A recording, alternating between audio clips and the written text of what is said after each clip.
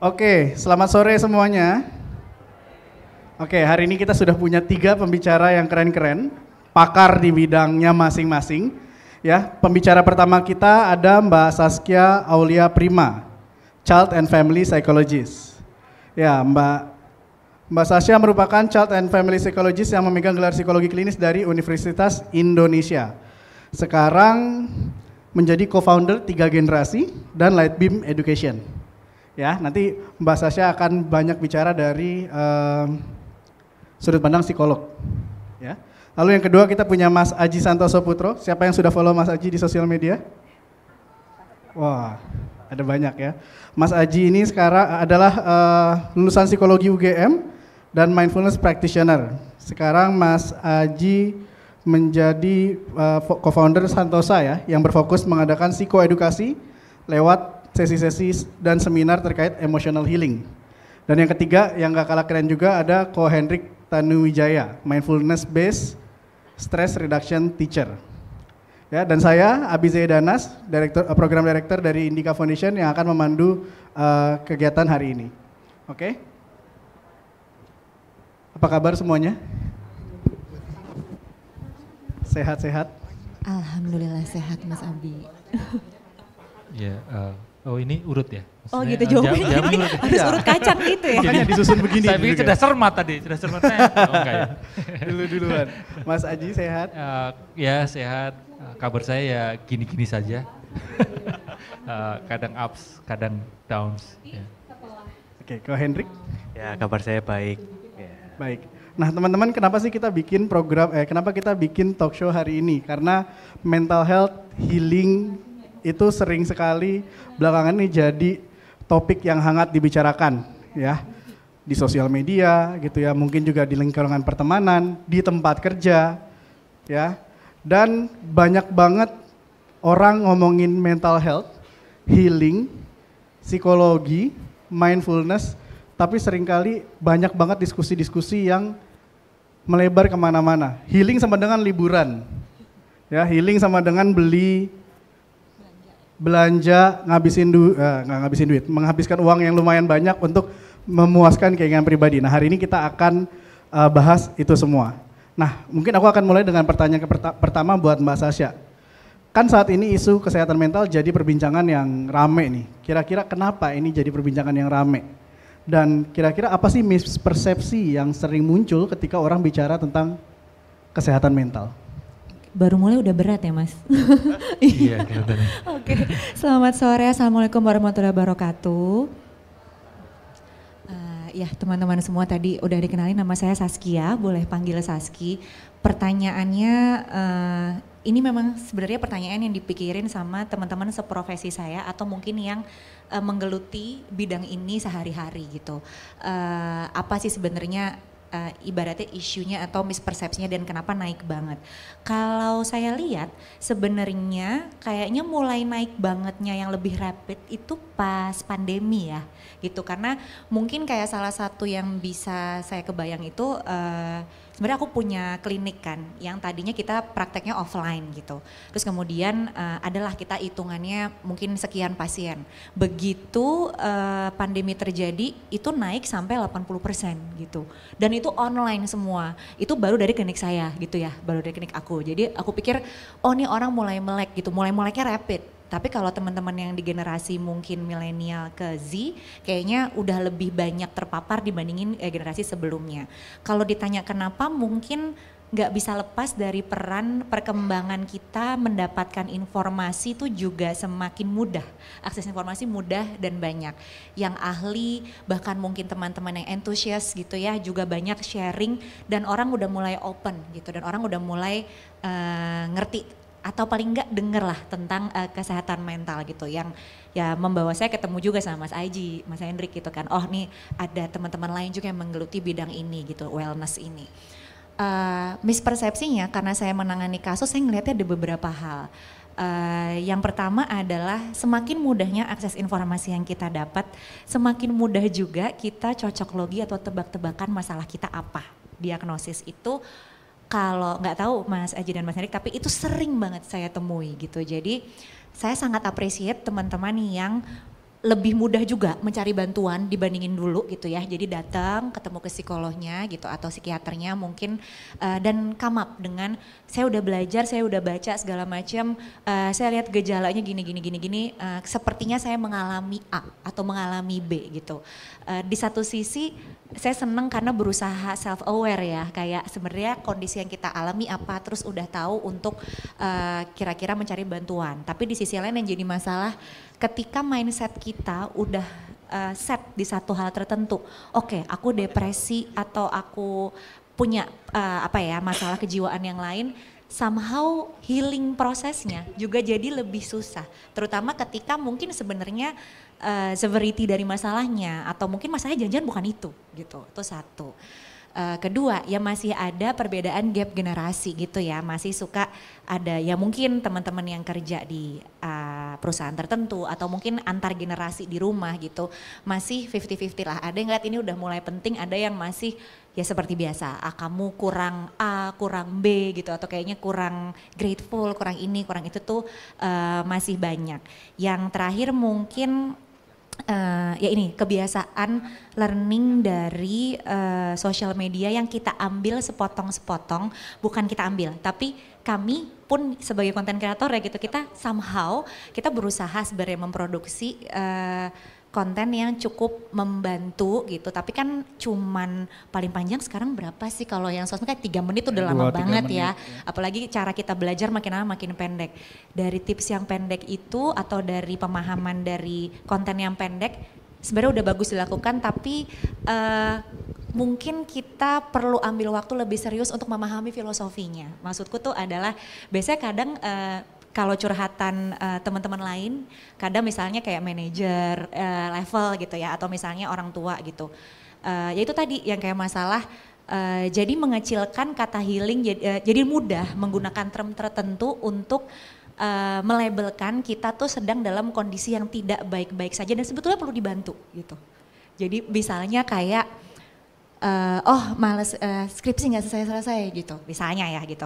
Instead of kita mencari tahu kita masalahnya kenapa, kita langsung nge-label soalnya kita mungkin depresi segala macam, jadinya ya memang begini dipastikan. Padahal menurut saya pribadi as a psychologist, kesehatan mental sama kesehatan fisik itu sama-sama kita butuh bantuan. Kalau kesehatan fisik mungkin butuh obat supaya kita misalnya dari pusing jadi nggak pusing, ini juga sama.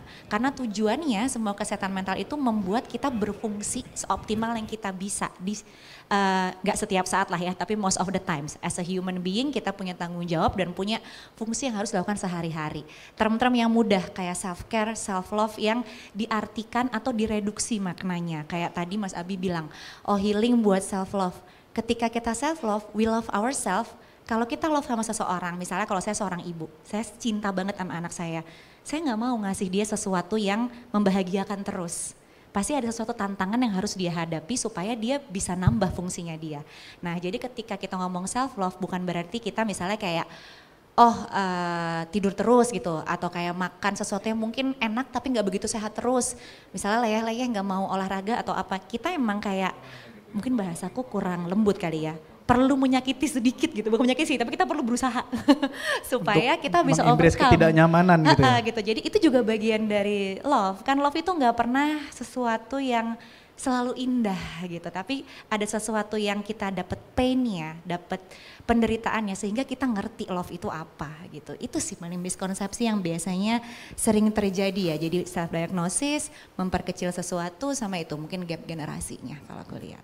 Aku mau deep down sedikit ke soal tadi ya, aku sedang depresi, aku nggak mau ini itu yang tidak nyaman gitu ya. Gimana sih cara yang paling baik gitu ketika kita memang merasa ada sesuatu yang salah gitu ya. Misalnya kita tidak bisa menemukan kebahagiaan dari hal-hal yang biasanya kita senangi gitu ya. Kita tidak excited dengan hal-hal tertentu gitu. Gimana sih caranya yang tepat gitu untuk satu mencari pertolongan dan dua menyampaikan kepada orang-orang terdekat bahwa kita ini lagi ada masalah loh gitu. Mencari pertolongan dan mencari orang-orang terdekat. Aku udah takut tadi mau tanya tipsnya, wah panjang banget gitu. Tapi, singkat aja nggak apa-apa. Iya, jadi benar kadang tuh yang bikin rumit adalah kita mencoba mencari pertolongan tuh ngomongnya gimana. Apalagi kalau orang di sekeliling kita nggak punya belief atau pengetahuan yang sama bahwa ini perlu dibantu. Mungkin pertama-tama sebenarnya gini sih, teman-teman bisa memahami dulu kapan ini tuh kalau bahasa anak sekarang udah mulai red flag, udah mulai perlu bantuan gitu ya. Jadi tadi kan biasanya, ya walaupun kalau teman-teman ngerasa nggak segitunya tapi pengen check up, itu of course baik-baik aja, lebih baik. Jadi misalnya kita ngomongin fungsi, kalau teman-teman udah berkali-kali atau sering banget gitu ya, kesulitan tidur atau malah berlebihan banget. Jadi yang kekurangan banget atau berlebihan secara fungsi teman-teman sehari-hari itu perlu diperhatiin. Tidur, makan, sosialisasi sama orang, emosinya kayak gimana. Pokoknya emang kita prinsipnya yang sedang-sedang aja tuh biasanya yang paling bagus tuh teman-teman gitu. Ketika udah terlalu berlebih gitu ya atau berkekurangan, itu sign kita perlu apa, karena biasanya kita jadi nggak function di kerjaan kita, di peran kita dan lain-lain. Kedua, cari orang yang menurut teman-teman mungkin ngerti perasaan teman-teman gitu, kayak sometimes kan pasti kita kalau bergaul kita lihat lah apakah ada teman yang pernah punya pengalaman mungkin datang ke psikolog, teman-teman tahu, atau psikiater atau ke wellness experts lainnya, atau yang pernah sharing gitu, atau kadang tuh ada yang reach out beberapa ke DM atau email, atau sekarang kan kalau dulu kita kan suka takut ya kalau ke klinik terus ketemu orang gitu. Sekarang online platform juga banyak, jadi you can always nyobain dulu gitu, lihat feelnya gimana, atau ngobrol dengan orang yang kira-kira approval rate-nya lah buat kalian tuh tinggi gitu. And then kalau masih takut bisa online atau minta ditemenin orang yang kita percaya dulu, buat ya paling enggak kan kayak anak kecil pertama kali masuk sekolah kan ya, kita ada perasaan nyaman ditemenin dulu gitu sih. Oke, thank you. Nah tadi kan kita udah dijelasin sama Mbak Saskia tentang gimana nih kalau kita mau memulai. Nah sekarang kita bicara tentang proses healingnya gitu ya. Nah ini ada Mas Aji, banyak di sosial medianya bicara tentang healing ya gitu. Gimana sih cara kita melihat proses healing itu yang mungkin tepat secara keilmuan ya, Mas Aji kan lulusan psikologi gitu ya. Karena healing sering dipakai untuk menggantikan kata liburan gitu. Ya. Kalau lagi lembur orang bilang healing dulu dah lu gitu ya. Sana liburan gitu ya. Dan kadang-kadang juga tadi ketika dalam proses healing beberapa orang gitu ya menjadikan itu senjata untuk kayak lu tuh harus baik-baik sama gue. Egoku tolong dikasih makan, kan aku lagi healing, aku lagi sakit, tersakiti nih gitu. Nah boleh nggak diceritain tentang gimana sih healing itu yang sehat gitu ya dan baik gitu. Oke, baik, terima kasih atas pertanyaan Mas Abi. Selamat sore ya, selamat sore teman-teman semuanya. Terdengar suara saya? Terdengar ya? Di sore semacam ini, di jam segini mendengar suara saya, ini menantang sekali sebenarnya ya. Apalagi ditemani beanbag. Ya. Jadi kalau teman-teman nanti ada yang mengantuk gara-gara mendengarkan saya, berarti sesi ini berhasil. Karena sesi bareng saya biasanya identik dengan istirahat, ya, dengan relaksasi. Kalau kamu menguap, ngantuk, sesi ini sukses. Ya, kembali ke pertanyaan tadi ya, Mas Abi ya. Sebenarnya yang selama ini saya bagikan di sosial media sebenarnya tidak saya niatkan untuk terus bicara tentang healing sih.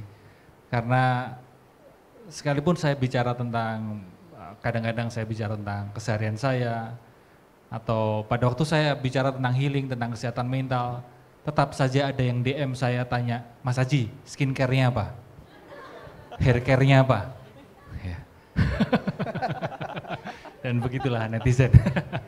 Ya. Bagaimana hubungan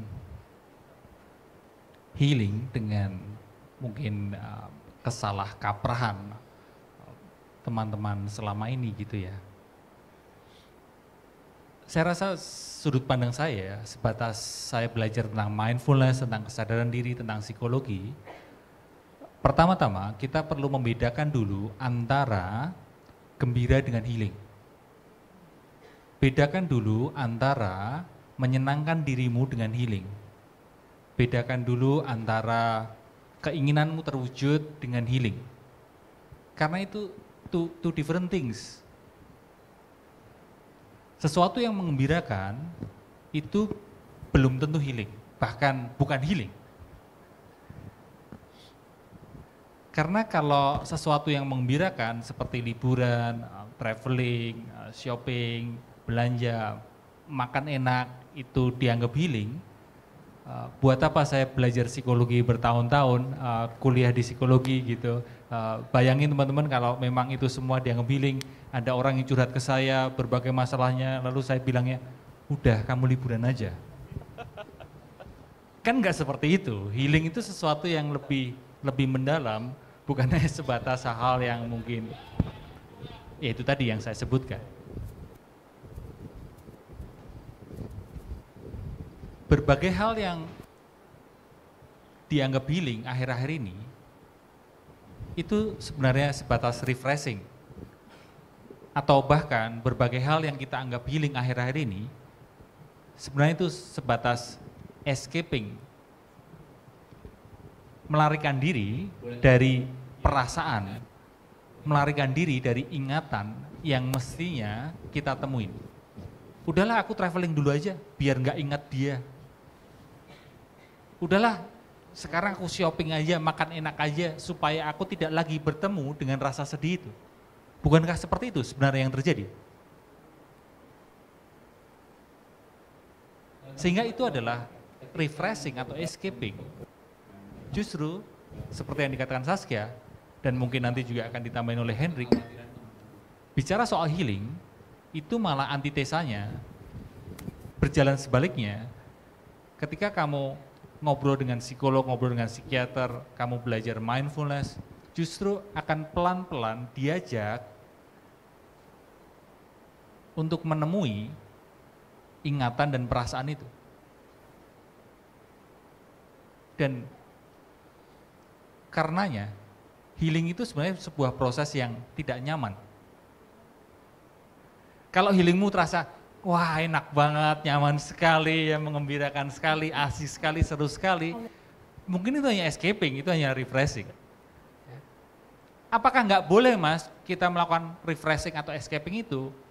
Ya boleh-boleh saja, manusiawi kok, kita sejenak melarikan diri dari kenyataan. Kita begitu sering melarikan diri dari diri kita sendiri. Seperti sekarang ini saja, tentu kita nggak nyaman ketika kita nggak ngapa-ngapain, bukan? Kita melarikan diri lewat handphone. Kita buka TikTok, kita buka Instagram, kita buka ini dan itu. Sebenarnya deep down kita melarikan diri dari diri kita sendiri. Kita tidak mau bertemu dengan ingatan, kita tidak mau bertemu dengan perasaan yang muncul di dalam diri kita. Maka boleh-boleh saja sebenarnya sejenak kamu refreshing, sejenak kamu escaping.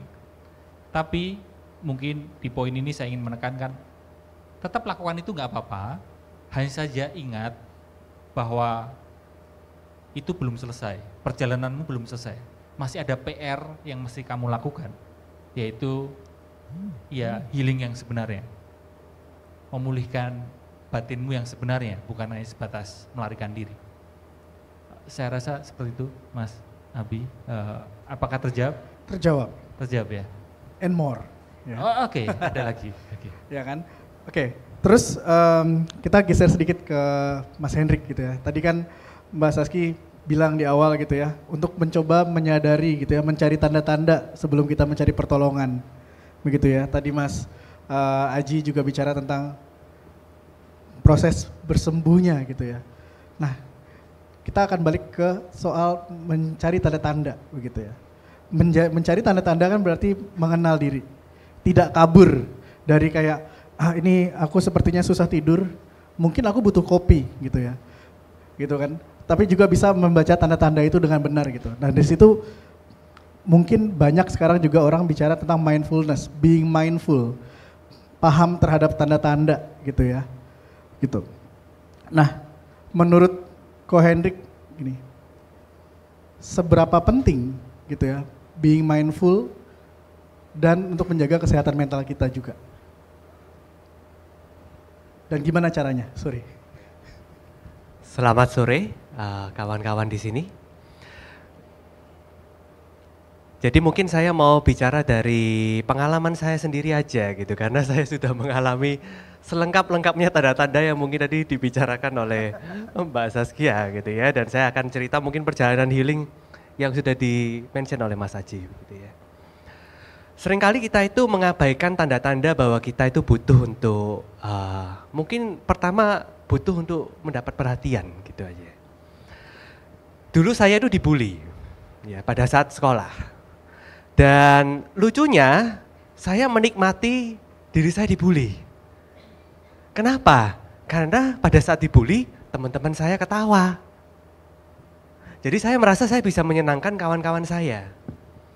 Tapi pada saat itu saya lupa untuk memberikan perhatian pada diri saya sendiri. Jadi saya nggak sadar bahwa pada saat itu saya merasa sakit loh dibully. Ya. Kemudian udah berjalan sampai bertahun-tahun, kira-kira 10 tahun itu saya dibully sampai udah kerja pun masih dibully oleh kawan-kawan di angkatan saya gitu ya, di kuliah saya. Terus setelah itu seringkali saya juga tidak mengenali tanda-tanda bahwa saya itu butuh untuk beristirahat. Jadi saya berusaha untuk mencapai target itu sekenceng-kencengnya gitu.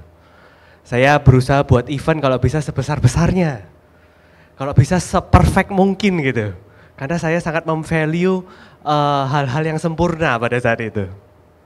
Tapi saya nggak sadar badan saya itu udah capek. Bahkan kalau Anda lihat foto saya dulu gitu, itu tanda-tandanya jelas banget, saya itu bungkuk banget gitu. Saya nggak sadar kalau begitu capek itu di depan komputer. Ya, mungkin kawan-kawan di sini mungkin bisa sekali-sekali check in gitu ya. Kalau di depan komputer itu kira-kira badan kita itu pengen apa gitu.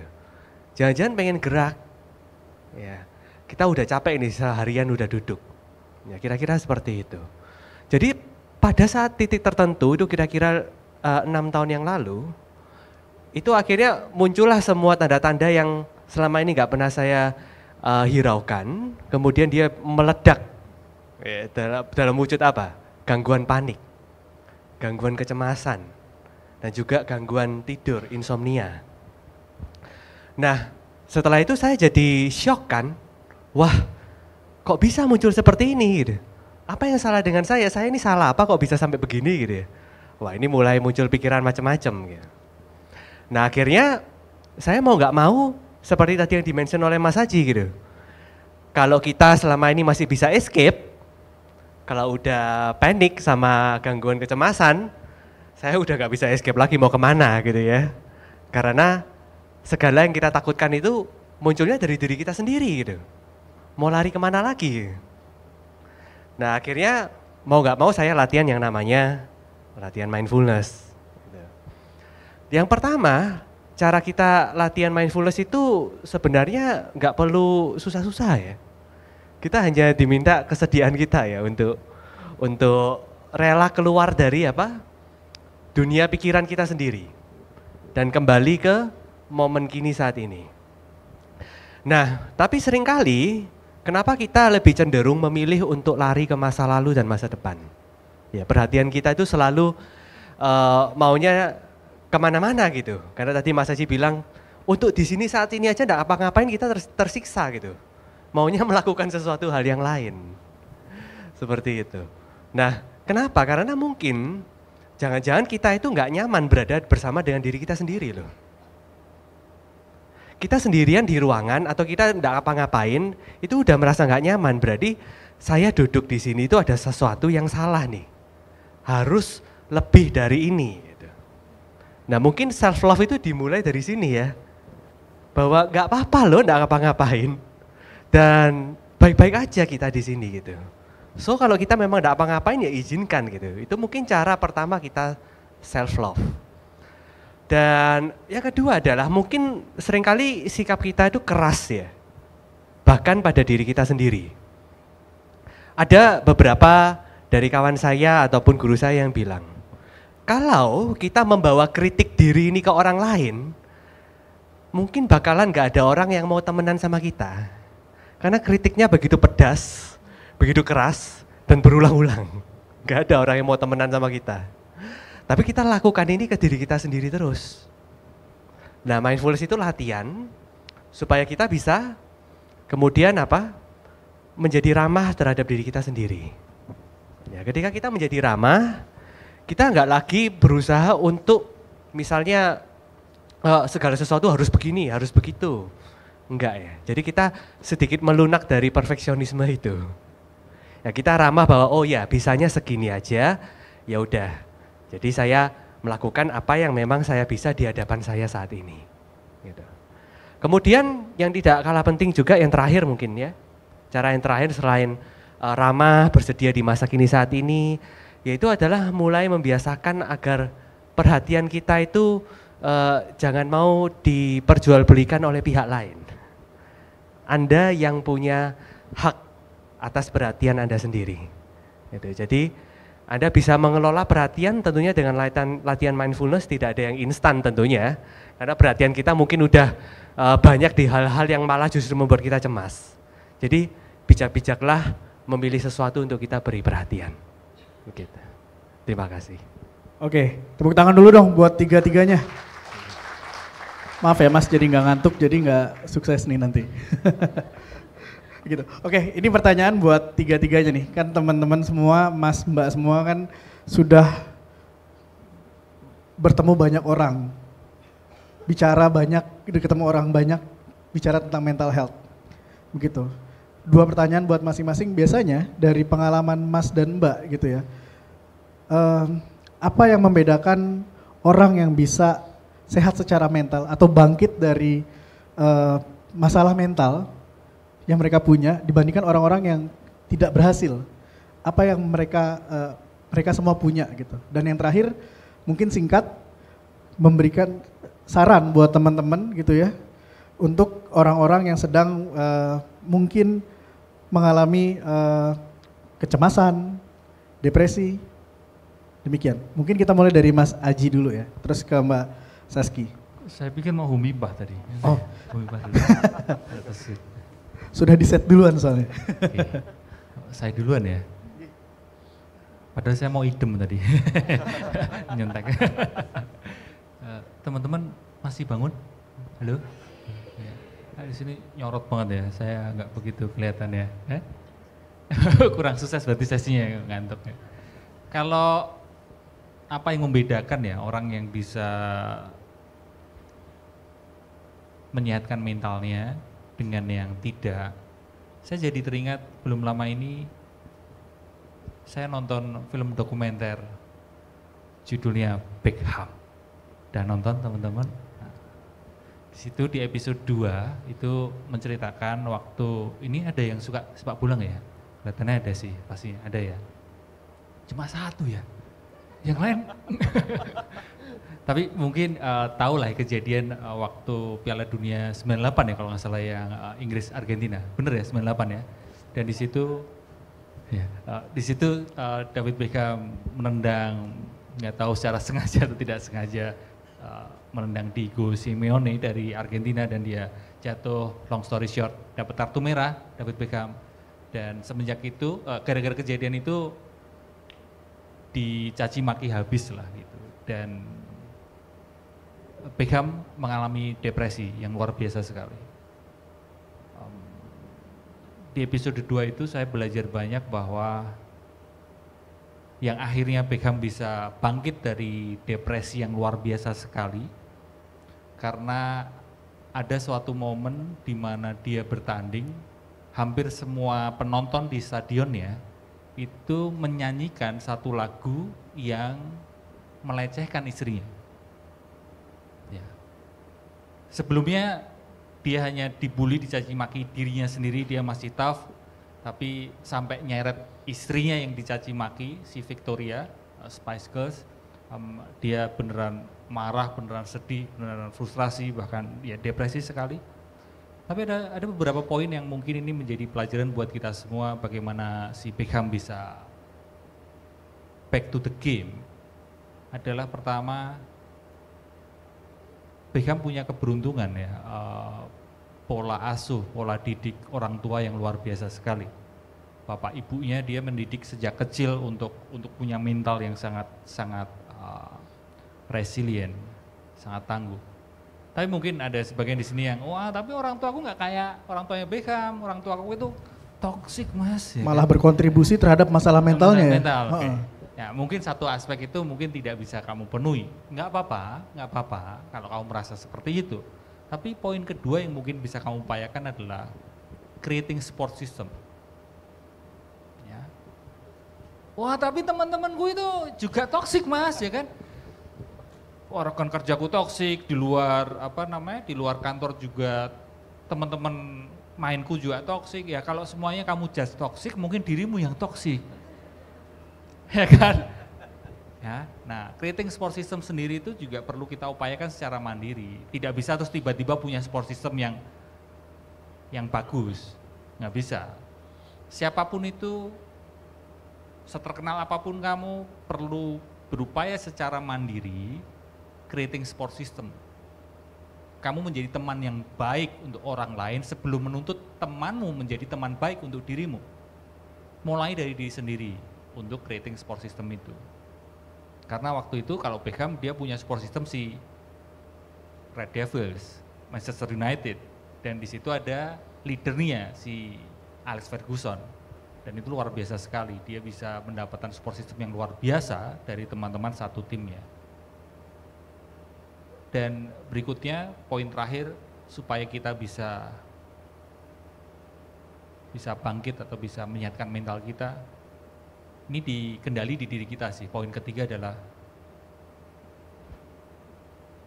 kita perlu punya keberanian sekaligus kerendah hatian. Keberanian untuk apa? Keberanian untuk sembuh. Keberanian untuk pulih.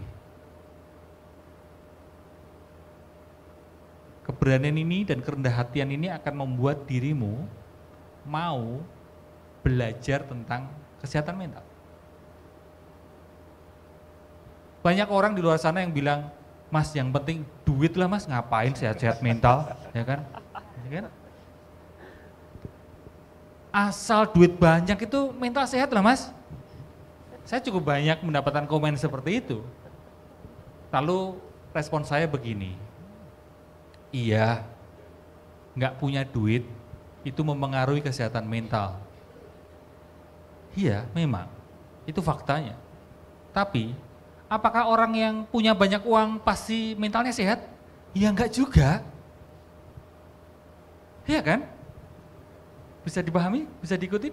Lalu ada yang komen, tapi sekarang fokusku mas, karena nggak punya uang, udahlah fokus cari uang aja, nggak perlu sehat-sehat mental. Ya boleh-boleh saja. Tapi faktanya, orang yang sudah punya banyak uang, mereka juga beranggapan, ngapain sehat-sehat mental, yang penting punya banyak uang. Jadi di setiap kondisi kita, baik nggak punya uang maupun punya banyak uang tajir melintir sekalipun, tetap kita akan beranggapan kesehatan mental itu buat apa? Karena di situ, di balik ungkapan itu, barangkali kita takut untuk pulih. Di balik semua alasan itu, di balik semua attachment kita terhadap all of that reasons, sebenarnya kita takut untuk menemui diri kita. Maka kembali lagi, poin ketiga, kalau yang pertama tadi terkait dengan masa lalu kita, terkait dengan orang tua, pola asuh, parenting, pola pendidikan, yang kedua support system, yang ketiga, diri kita sendiri yang perlu berani dan rendah hati. Aku berjuang untuk pulih, mau bersedia untuk pulih. Belajar menambah literasi kesehatan mental, dan bahkan barangkali berani dan rendah hati untuk cari bantuan secara profesional, datang ke profesional, ke psikolog, ke psikiater. Lalu kalau jawaban singkat saya untuk pertanyaan kedua, apa nasihat saya buat orang yang sedang berjuang menyikapi depresi, menyikapi gangguan kecemasan? Pertama-tama, saya berterima kasih dulu karena kamu sudah berjuang.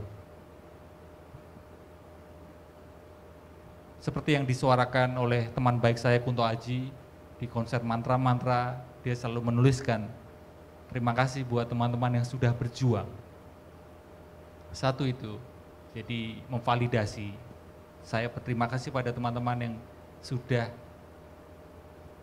dan sedang dan akan terus berjuang. Terima kasih. Dan yang berikutnya, belajar tentang kesehatan mental itu mungkin seumur hidup. Jadi kalau saya boleh saran, terus tambah ilmu literasi tentang kesehatan mental, terus tambah ilmu mengenai pemulihan batin, tentang kesehatan psikis. Dan terakhir, ya seperti yang sudah saya sebutkan tadi, tidak harus menunggu parah untuk cari bantuan.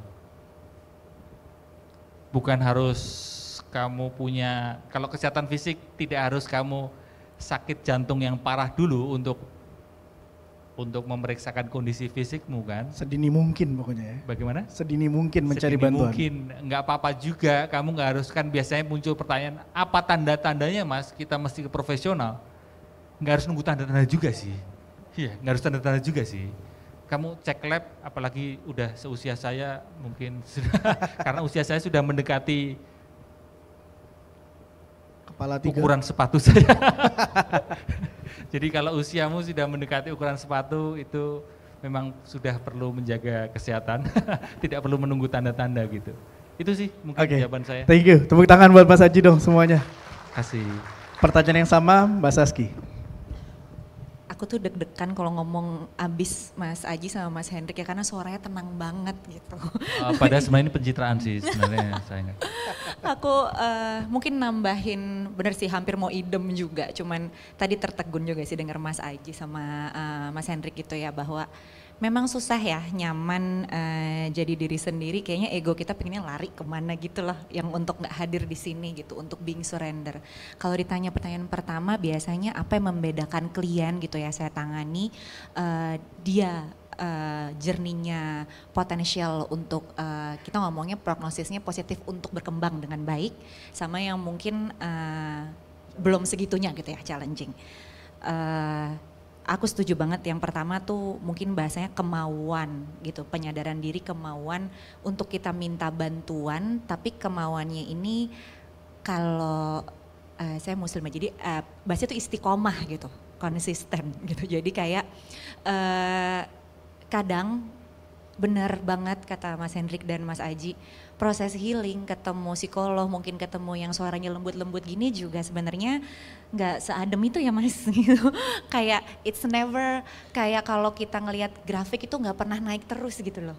Jadi ada kayak orang bisnis, kayak orang segala macam lah, kadang naik kadang turun gitu. Jadi ada rosesnya, ada thornnya, dan kadang tuh kayak kok malah jadi nggak bahagia ketemu gitu, tapi ingat kata Mas Aji gitu ya, ya emang kadang-kadang ya emang kalau ketemu jadi nggak bahagia ya gitu, bahwa memang yang bener gitu, kalau kita mau ada growth, ada sesuatu yang nggak nyaman, jadinya kita ada challenge buat naik gitu, itu kan bahasanya memang selalu kayak gitu ya gitu, jadi memang kita bertumbuh ya, kayak kalau kita lagi nge-build otot badan kan nggak pernah enak pertamanya ya kan gitu, jadi kayak badannya sakit-sakit gitu latihannya gitu, itu satu kemauan dan konsistensi. Dua, aku percaya banget juga resiliensi benar, kayak ada yang secara genetik punya, ada yang kita harus latihan gitu ya, ada yang dua-duanya. Support system itu penting banget dan kita mesti proaktif gitu. Kalau kadang tuh kalau belajar tentang kesehatan mental, saya malah nggak bisa misahin itu dari spiritual masing-masing gitu ya, karena beda pengalaman. Mungkin kalau saya ke belief saya gitu, kalau mungkin teman-teman yang muslim gitu, kayak salah satu junjungan kita gitu, itu kan waktu pertama kali harus melakukan tugas yang dikasih itu sahabat, bukan duit 10 miliar. Jadi sahabatnya gitu, jadi find your inner circle yang kita percaya, positif, teman-teman yang suportif buat kita. Even find a mentor, guru, buat ngebantu kita bisa istiqomah tadi gitu, karena istiqomah tuh sulit, konsisten tuh sulit gitu menjalani itu. Dengan adanya support itu baik, dan support itu benar mesti dicari karena semua orang bisa toksik pada waktunya. Oke. Jadi Menarik. iya kan, jadi kita ya karena kan kalau kita sebel dikit sekarang paling gampang aduh toksik nih gitu ya, tapi kadang mungkin kita sebel sama terapis kita padahal mungkin itu yang benar gitu loh, kayak kita emang harus ngelewatin itu gitu. Jadi support, kemauan dan konsistensi ini jadi sesuatu yang paling penting gitu. Kalau pesan bersambungan dengan itu tadi kan pesannya gitu ya. Pesan, betul. Mari kita singkat. Iya, berat ya gitu. Mungkin kalau pesan itu tadi ya, I think it's okay. Kita kayaknya perlu banyak-banyak, aku ngomong sama diri sendiri juga setelah mendengar mas-mas ini. Kita perlu banyak-banyak surrender, feel okay about apapun yang terjadi saat ini gitu. Mungkin kayak aku lagi ada masalah, teman-teman ada masalah, berat. Ya memang mungkin harus berat di saat ini gitu. Aku dulu bukan orang yang belajar pola parentingku dan yang lain, kalau sesuatu yang berat kita skip aja, kita kerja, kita ini, kita itu. Makanya aku tipe yang bangun pagi, aku terus hore gitu. Nah itu ternyata banyak masalah juga gitu. Jadi I think first thing first, kita harus belajar menerima apapun yang terjadi sama kita, and that's okay gitu. Itu dulu sih. Dan teman-teman gak sendiri, banyak yang bisa membantu. Jadi kalau teman-teman udah merasa oke, teman-teman bisa cari support system teman-teman. Itu tadi, jangan takut nyari bantuannya. Orangnya banyak, paling enggak di ruangan ini ada 3 nih ya. Mungkin di luar sana lebih banyak lagi loh kita. Mungkin antara teman-teman juga ada. Jadi itu sih pesannya. It's okay, ya kayak judul film ya. It's okay to feel not okay, gitu sih. Thank you, tepuk tangan buat Mbak Saski. Terakhir, Ko Hendrik, pertanyaan yang sama.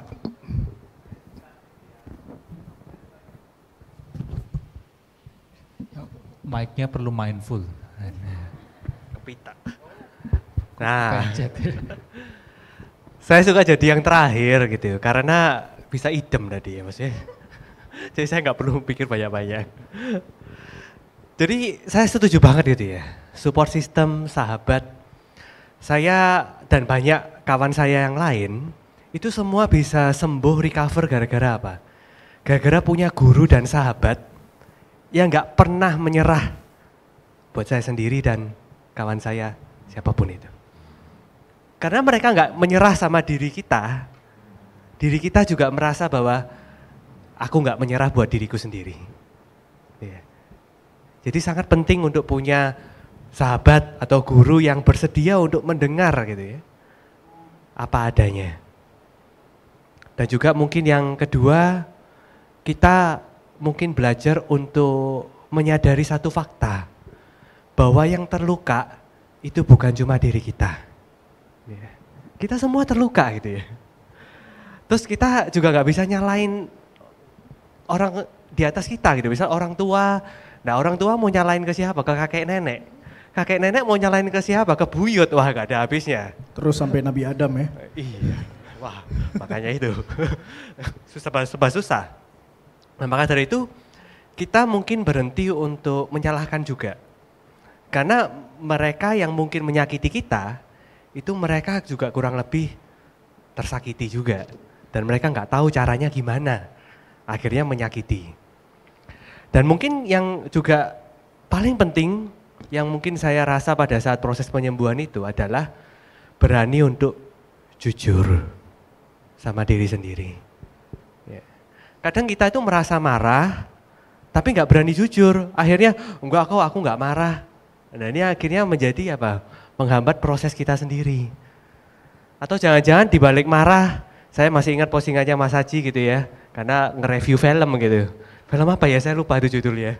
Yang main Ryan Reynolds gitu. Masih ingat nggak? Nah itu Adam saya Project, juga lupa bukan? soalnya.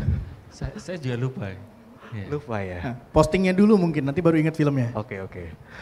Kalau nggak salah itu, kita itu lebih mudah marah daripada sedih. Jadi ya udah marah aja. Padahal emosi sebenarnya itu sedih. Ya, jadi jujur itu sampai setahap itu loh. Nah, ini diskusi judulnya ya. Apa ini? Oke, nanti sama-sama kita nonton gitu ya. Ryan Reynolds anger set gitu, nanti mungkin keluar di Google. Silakan cari kata kuncinya. Terus kemudian saran saya gimana? Senada dengan Mas Haji dan Mbak Saskia, paling penting adalah pada saat kita mungkin cemas atau stres berlebihan, jangan pernah menghakimi kondisi kita ini sebagai salah atau keliru. Justru kondisi ini adalah benar. Kenapa? Karena pada akhirnya kita itu sadar bahwa yuk istirahat, yuk jujur. Gitu. Jadi kalau kita mengalami kondisi yang intens, tidak perlu kita tambah-tambahi lagi dengan penghakiman bahwa ini keliru. Justru kenali bahwa Anda sedang baik-baik saja. Sekarang tubuh dan pikiran Anda sedang minta Anda supaya untuk healing beneran. Gitu.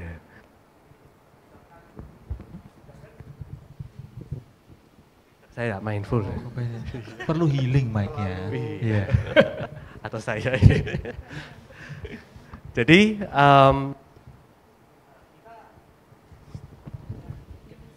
hijau.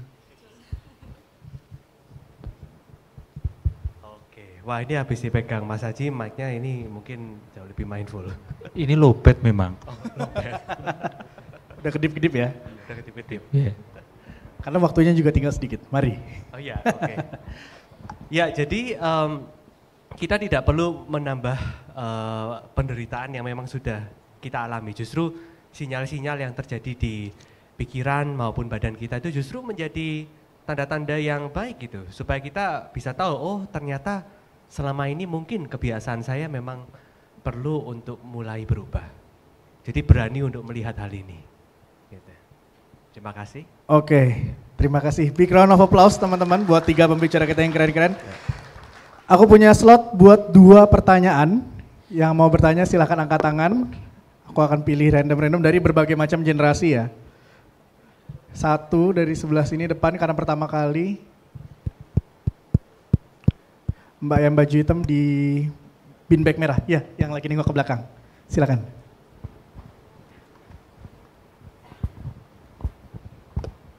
Assalamualaikum warahmatullahi wabarakatuh. Selamat sore semuanya. Ya, saya mau bertanya kepada semuanya, apakah proses healing itu bisa jadi karena grieving? Misalnya kita kehilangan seorang, nenek kita atau ibu kita atau orang tua kita lah. Gitu. Apakah bentuk grieving? Suaranya agak kurang Halo? jelas, boleh bicara lebih keras lagi aja? Segini udah cukup. Ya. Oke. Yang jadi pertanyaan saya untuk semuanya adalah apakah proses grieving juga perlu healing? Karena menurut saya itu mungkin mempengaruhi psikis kita yang kita mungkin tidak sadarkan, unconscious, karena mungkin masa lalu kita atau segala sesuatu juga mempengaruhi kehidupan kita berikutnya. Terima kasih semuanya. Oke, mungkin untuk pertanyaan ini jawab nanti Mas Aji dan Mbak Saskia ya, gitu. Pelancarannya selanjutnya, Mas berjas hitam sama-sama bin bag merah.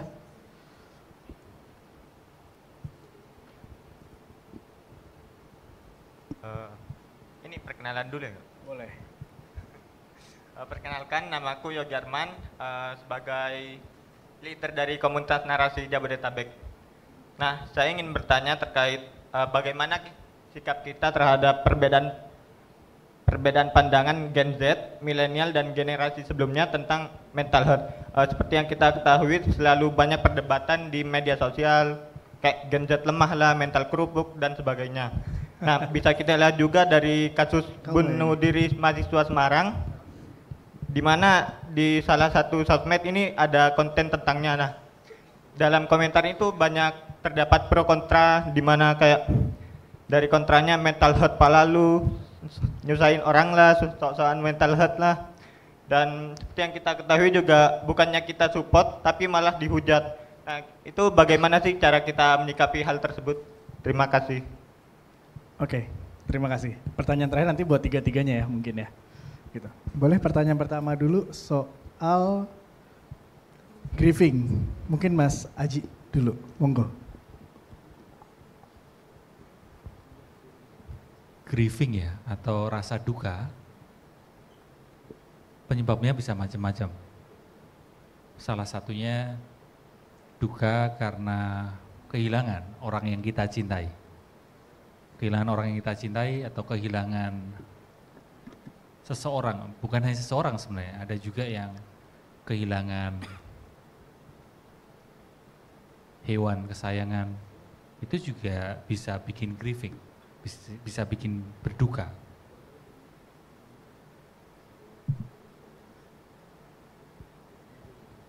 Yang perlu menjadi perhatian kita adalah bagaimana kita berelasi dengan rasa duka itu. Seperti kata Hendrik tadi, apakah kita ngejudge rasa duka itu sebagai sesuatu yang negatif?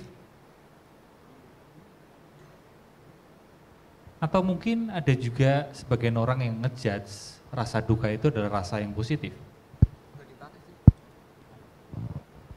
Kalau kita ngejudge rasa duka itu sebagai emosi, sebagai rasa yang negatif, maka kita akan cenderung melawan rasa duka itu. Ketika dikunjungi rasa duka, dikunjungi rasa sedih gara-gara kehilangan itu, kita kayak, oh aku nggak boleh berduka, aku harus tabah, aku harus tangguh, luar biasa, dahsyat, menggelegar.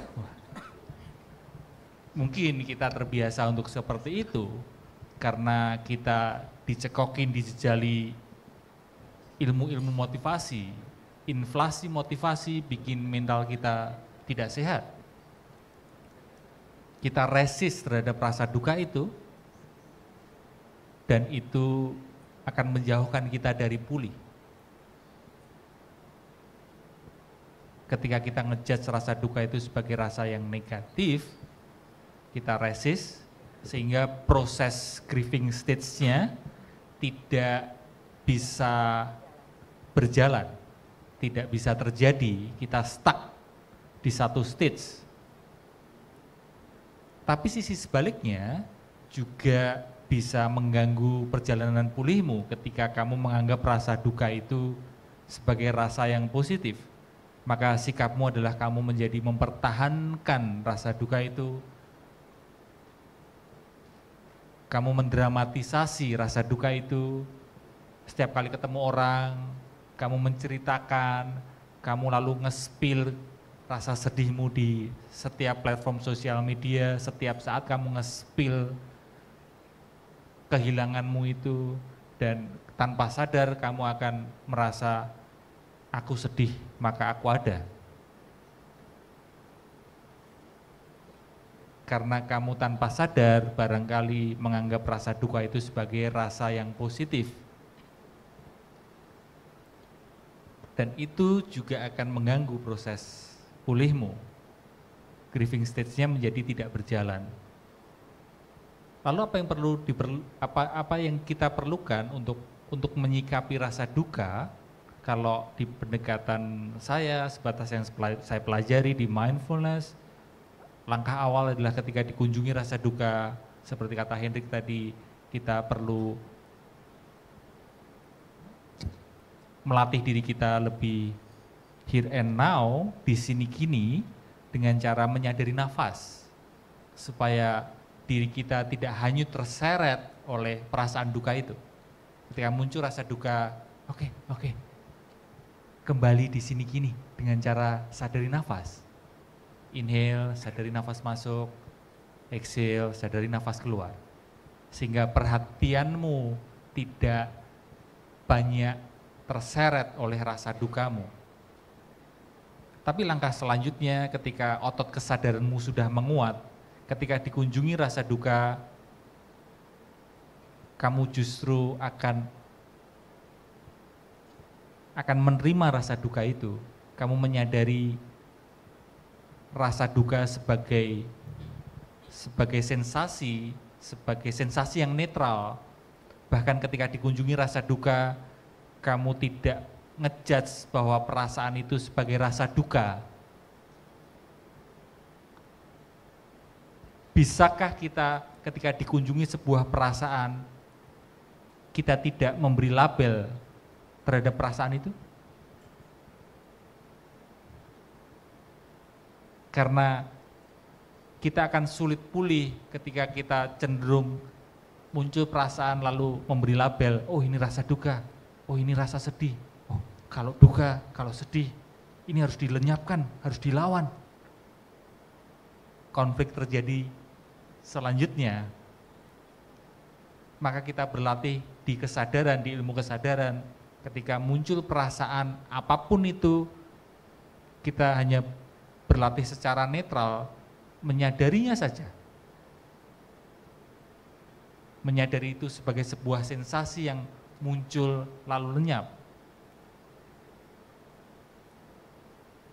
Mungkin ini menjadi hal yang cukup penting ketika kita bisa menyadari pikiran dan perasaan sebagai pikiran dan perasaan,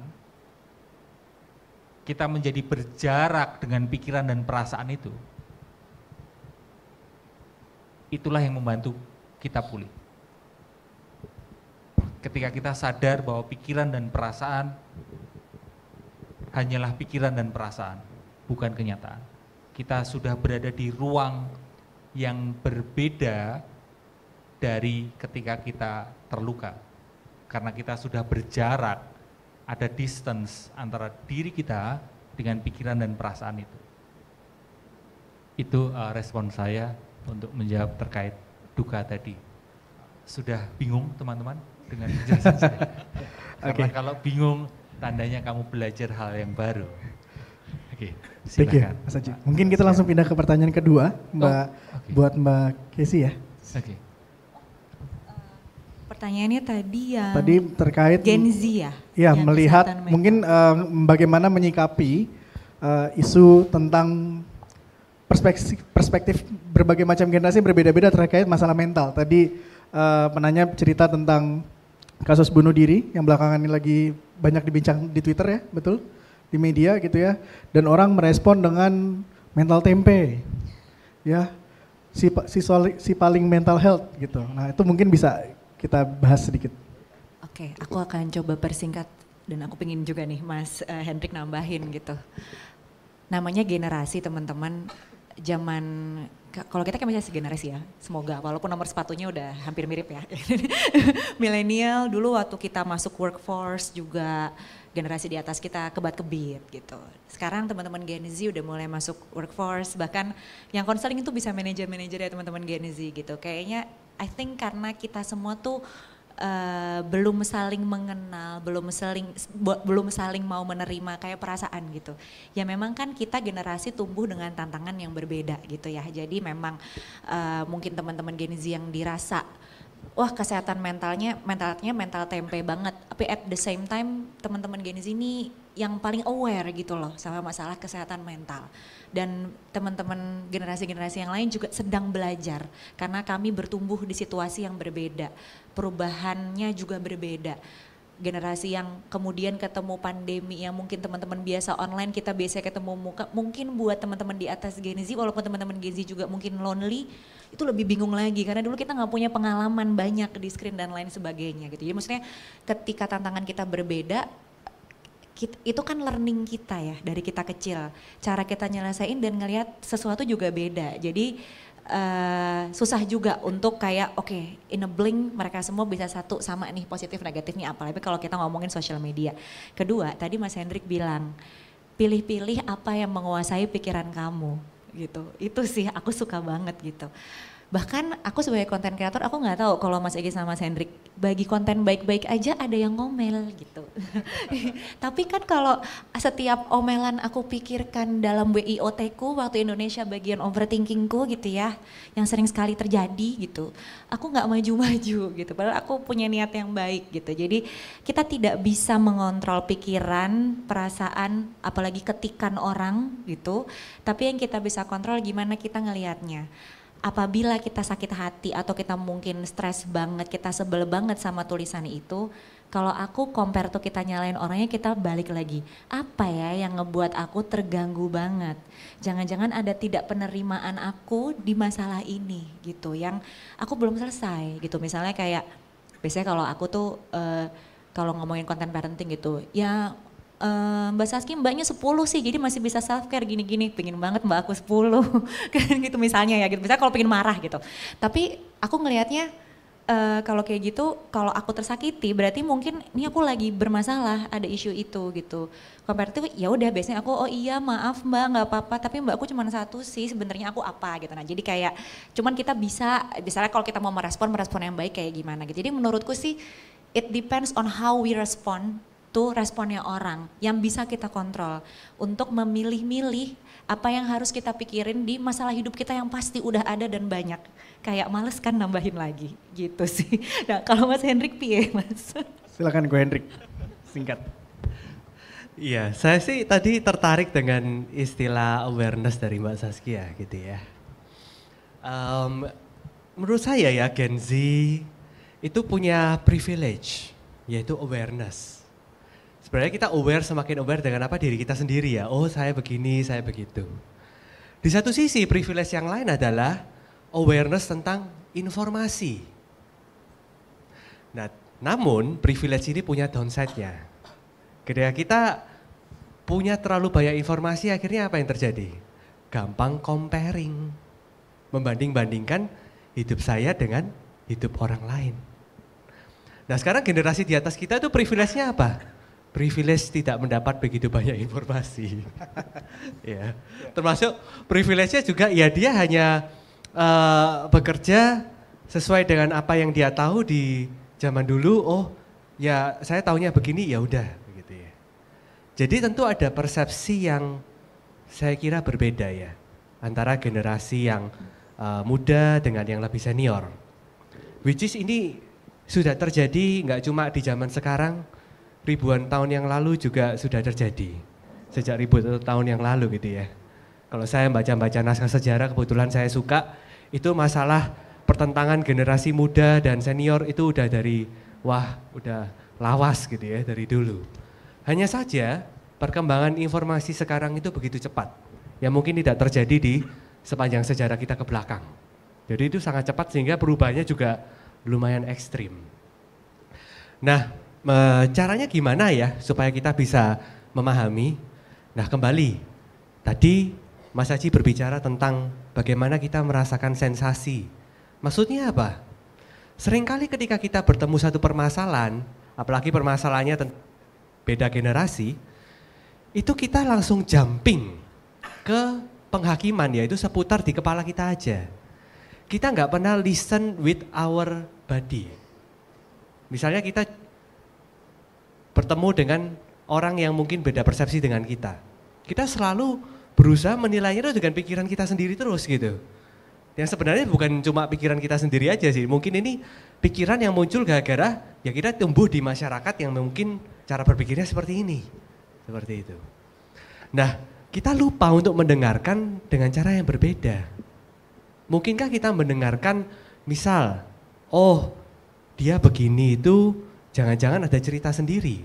Coba deh saya tanya, mengapa dia bisa punya persepsi seperti itu. Atau mungkin dia punya kebiasaan-kebiasaan kecil yang mungkin kalau kita notice, kita itu bisa loh membuat dia itu akhirnya punya persepsi yang berbeda sama kita. Misal mama saya, gitu ya. Mama saya itu punya habit kalau misalnya ditelepon anaknya suka. Oh kalau gitu supaya mama saya dengerin saya, ya saya telepon dia sering-sering. Dan memang itu manjur, gitu ya. Jadinya dia juga semakin mendengarkan saya. Gitu. Jadi budayakan mendengar bukan hanya lewat kepala, tapi budayakan juga mendengar lewat badan kita sendiri. Termasuk pada saat kita juga mendengarkan badan kita sendiri. Apakah kita sudah terampil mengkomunikasikan apa yang kita rasakan? Atau jangan-jangan kita lebih terampil mengkomunikasikan apa yang kita pikirkan daripada apa yang kita rasakan. Sehingga akhirnya apa? Pikiran ketemu pikiran akhirnya clash terus. Bagaimana kalau kita coba rasa ketemu rasa? Mungkin di sini lebih nyambung. Oke, thank you. Tepuk tangan teman-teman buat tiga-tiganya. Buat tiga pembicara kita yang oke banget ini. Oke, kita sudah tiba di akhir sesi. Teman-teman, kita akan ada sesi refleksi. Di sebelah sana teman-teman akan melihat 3 kertas ditempel. Ya, kita akan melakukan sesi refleksi untuk teman-teman berpartisipasi menulis di dinding tersebut. Ya, pertanyaannya adalah setelah mengikuti sesi ini, apa pembelajaran atau hal yang penting yang akan teman-teman terapkan pada diri sendiri, keluarga, atau lingkungan kerja. Nah di papan yang kiri itu nanti yang di diri sendiri, yang kedua ada yang di keluarga, dan yang ketiga ada di lingkungan kerja. Nah untuk yang papan yang pertama, diri sendiri, buat teman-teman yang duduk di beanbag warna biru dan kuning. Boleh ke sana, nanti akan dibantu dengan teman-teman LO. Lalu untuk yang di keluarga, ini 2P, putih dan pink. Itu yang ada di tengah. Dan yang paling kanan adalah yang berwarna merah dan hijau untuk lingkungan kerja. Silahkan teman-teman tuliskan ya, apa pembelajaran penting dari sesi hari ini akan teman-teman terapkan di diri sendiri, keluarga, dan lingkungan kerja. Silakan, silakan. Yang paling kiri buat yang duduk di beanbag warna biru dan warna kuning. Yang di tengah buat yang duduk di beanbag warna putih dan pink. Yang orange, saya kelewat ada warna orange. Orange dan hitam, orange yang di paling kiri, yang hitam yang paling kanan, ya. Yang C, hitam yang C bersama merah dan hijau. Yang orange akan ikut yang di diri sendiri ya, ikut dengan warna biru dan kuning. Silakan. Ada warna lain yang belum saya sebut? Atau mungkin beanbagnya agak pudar jadi bingung warnanya apa? Gak ada ya? Bisa silakan. Teman-teman punya waktu 10 menit untuk menuliskan key takeaways dari hari ini, dari sesi hari ini.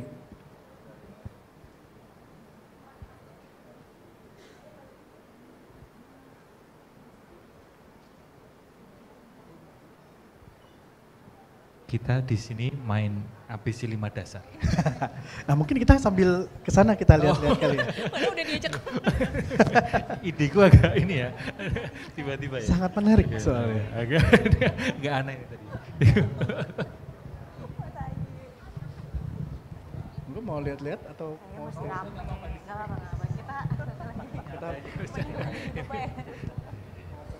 Kalau tadi film tadi,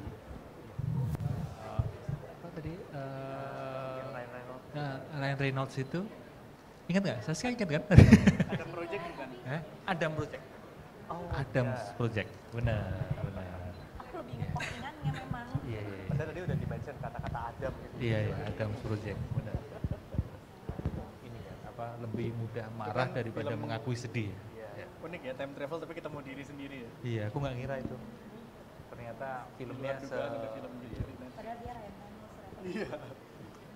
Tapi masih rasa-rasa komedi juga itu film. ada komedinya, Tapi emang film-film itu ke arah-arah sini ngomongin feeling-feeling gitu kan. Iya. Film perang aja sekarang bicaranya anti perang semua. Oh iya. Mulai mengarah ke perang itu buruk. Dulu kan perang diglorifikasi. Iya. Sekarang lebih kayak derita dari perang. Oppenheimer lah. Oppenheimer. Oppenheimer ya kan. Terus All Quiet in the Western Front. Oh iya. Kayak itu nggak ada main-main. Tapi jangan pas sambil ngantuk. Jangan sambil ngantuk ya. Katanya ngantuk ya. Kalau lebih suka physics terus kayak teori yang, tapi oke banget. Oh iya. Oh susah juga ya kalau apalagi saya itu sesuatu yang kita nggak punya keberpihakan, kita netral dan kita pengen jadi sembilan. Aku nonton sendiri ngapain? Realitinya kan gitu ya, Nggak ada yang nemenin, iya. saintis tuh kalau dimanfaatkan sama politisi, Iya, dan ternyata seberat itu tuh saintis zaman itu. sampai sekarang pun aku rasa. Harusnya gimana di brief. Ngomongin tentang perdamaian tadi, antar generasi ini juga ada jembatannya sih. Perlu banget. Iya kan, mereka kita Konflik perlu yang underrated soalnya. Konflik yang jarang. Iya. Mereka perlu ngobrol bareng gitu. Itu tadi sesi pleno ngomongin itu. Oh iya. Iya. Karena itu sampai ada spesifik konflik yang mereka datang Karena itu. atasannya. Oh. Kesal. Iya. Kita nggak bisa ngeliat funnya. Iya. Aku sih suka banget ya. Lucu. Karena aku sebagai Gen Z ya, Kenapa? Ada yang nggak terima? Ada yang nggak terima? Ada yang nggak terima? Iya. Gen Z itu kan surrender. Iya. Aku sebagai Gen Z ya nggak apa-apa. Sebagai Gen Z. Dari jogetan Gen Z. Oh Gen Z, oh iya, beda orang sekali. Tapi bisa kayak glimpse tuh mirip dengan Mas Aidi. Aku izin ke sana ya. Oke, mari kita lihat ada apa saja di dinding.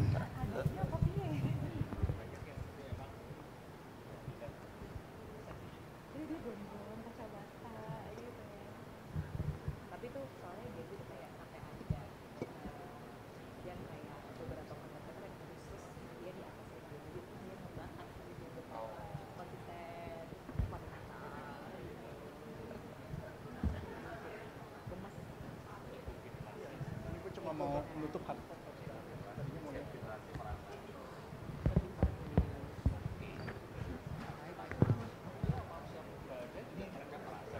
Referensinya nggak pasti dibanding gue. Kita dulu ngapa-ngapain ganti dulu. Dari panitia bilang harus stop karena ini mau dipakai pleno lagi. Oke, kalau begitu teman-teman, karena waktu kita sudah habis dan teman-teman sudah banyak menuliskan refleksinya di sana, mari sekali lagi kita berikan round of applause buat 3 pembicara kita yang keren hari ini. Dan jangan lupa mari ucapkan terima kasih untuk diri sendiri yang sudah tadi ya menerima duduk, memperhatikan, melawan ketidaknyamanan hari ini, dan mewakili panitia dan Indika Foundation dan Indika Energy mengucapkan terima kasih buat 3 pembicara. Sekali lagi tepuk tangan teman-teman. Semoga ini bisa berguna buat semuanya. Thank you.